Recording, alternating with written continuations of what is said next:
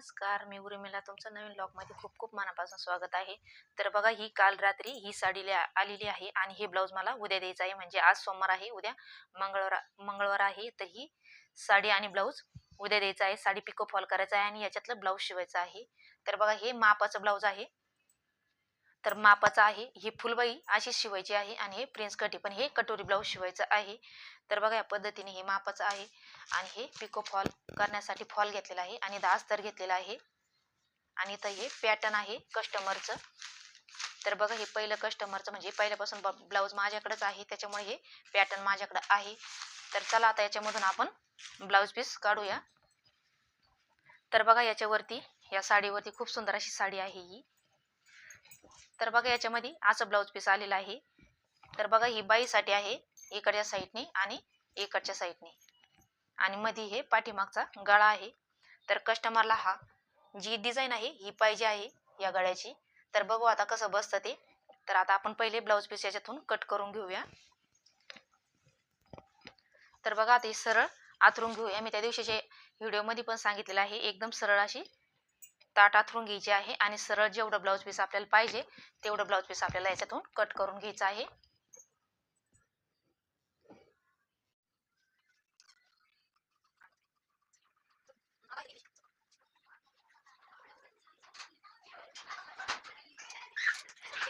तर बघा, मी blouse piece cut करून घेतलेला आहे.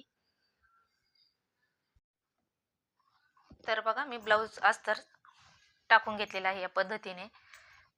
तर बघा, आता आपल्याला हे पॅटर्न ठेवून घ्यायचं आहे. तर जे कायमचे कस्टमर असते माझ्याकडं, तर ते कस्टमरचे माझ्याकडं पॅटर्न आहे.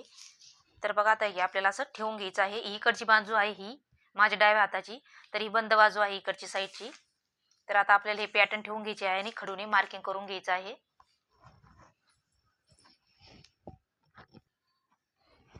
तर माझ्याकडे बघा, हा खडू आहे. तर तुम्ही जे मशीनचा खडू भेटतो कलरचा, तो पण खडू आणू शकता. तर मी शक्यतो हेच वापरते. हे 30 रुपयाला बॉक्स येतो खडूचा आणि ते खडू 5 का 6 रुपयाला काहीतरी आहे, कारण मी शक्यतो तो खडू आणतच नाही. तर बघा, आता आपल्याला अशी मार्किंग करून घ्यायची या पद्धतीने.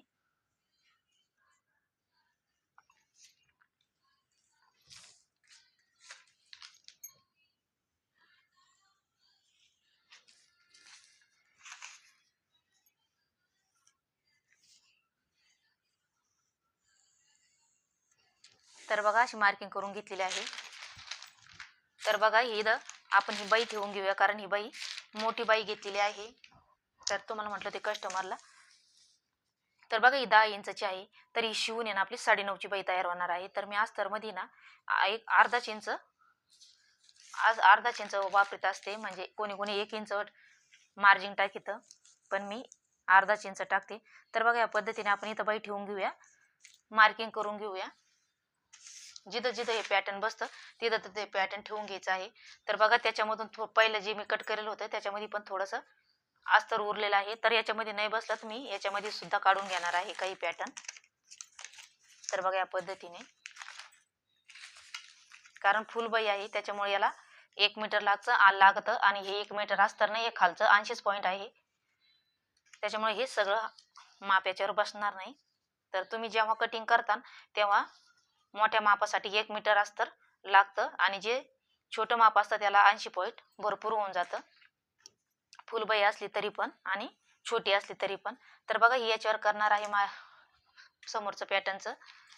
इथं क्रॉसपट्टी टाकणार आहे आणि इथं कटोरी टाकून घेणार आहे. तर बघू, तिथं बसतं तिथं मी ठेवते आणि कट करणार आहे. तर बघा, इथं मी मागचं पॅटर्न ठेवलेलं आहे. इथं क्रॉसपट्टी किंवा ब्रापट्टी पण म्हणते याला. इथं कटोरी ठेवलेली आहे, इथं बाई ठेवलेली आहे आणि इथं समोरचं पॅटर्न ठेवलेलं आहे. तर चला आता आपण हे कट करून घेऊया.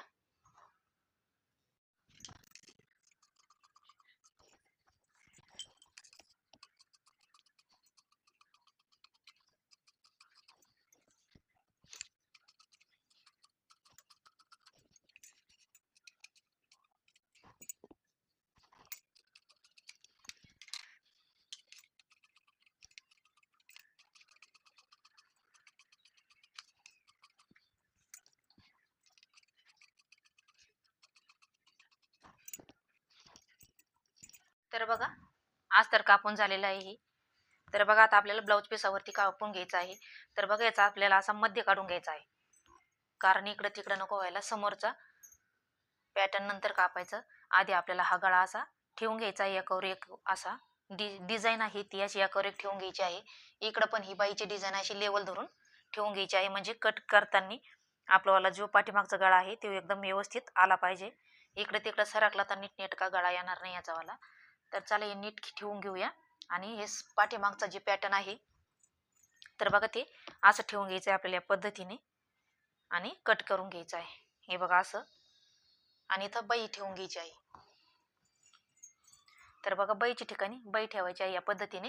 आणि थोडं काटोकाट कापायचं आहे आपल्याला, कारण इथं जागा नाही शिल्लक.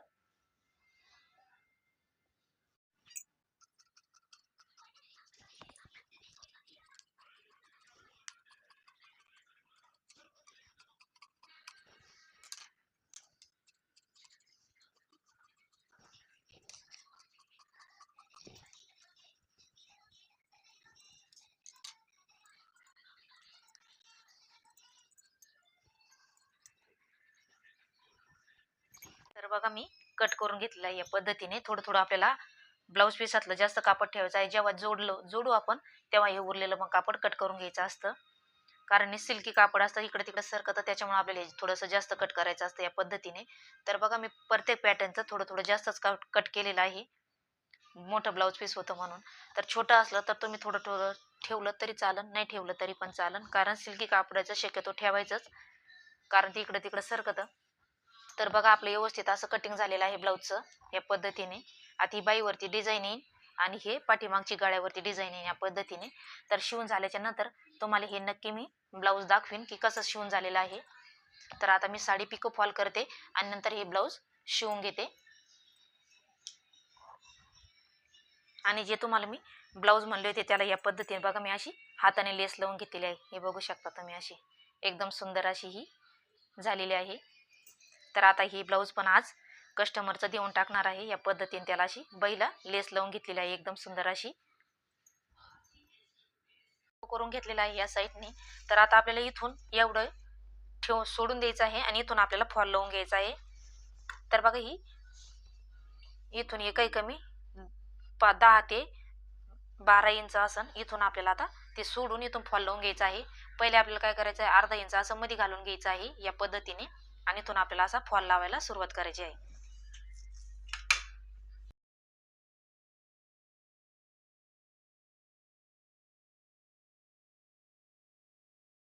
तर बघा इथून इथपर्यंत लवित आल्याच्या नंतर इथं काय करायचं, परत आपल्याला इथं अर्धा इंच असं मुडपून घ्यायचं आहे या पद्धतीने, आणि मग इथं इथपर्यंत पॅक करून घ्यायचं आहे.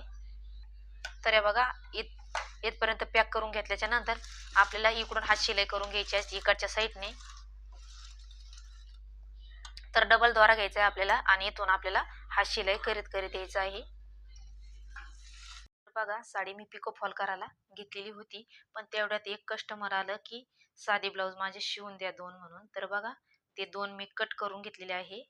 तर बघा मी दोन्ही कट करून घेतले, एक ब्लॅक कलरचा आहे आणि एक रेड कलरचा आहे. तर बघा दोन्ही सोबत कट करून घेतलेले आहे आणि समोरचा पार्ट झालेला आहे आणि पाठीमागचा गळा पण झालेला आहे. साधे ब्लाऊज आहे, पण याला गुंड्या म्हणजे बटन आहे याला. तर बघा आता हे मला 5 वाजेपर्यंत ब्लाऊज द्यायचे आहे, त्याच्यामुळे ते मी ब्लाऊज जे पहिलं कट केलं ते मी तसंच ठेवलेलं आहे. मी तुम्हाला दुसऱ्या व्हिडिओमध्ये दाखवते. तर बघा आता हे ब्लाऊज कंप्लीट करून मला हे दोन्ही ब्लाऊज 5 वाजेपर्यंत द्यायचे आहे. तर बघा आजचा लॉग असा होता आपलावाला. तर तुम्हाला आजचा लॉग कसा वाटला नक्की सांगा आणि लाईक शेअर सबस्क्राईब करा. भेटूया पुढच्या व्हिडिओमध्ये. तोपर्यंत धन्यवाद. आता मी हे कंप्लीट करून घेते.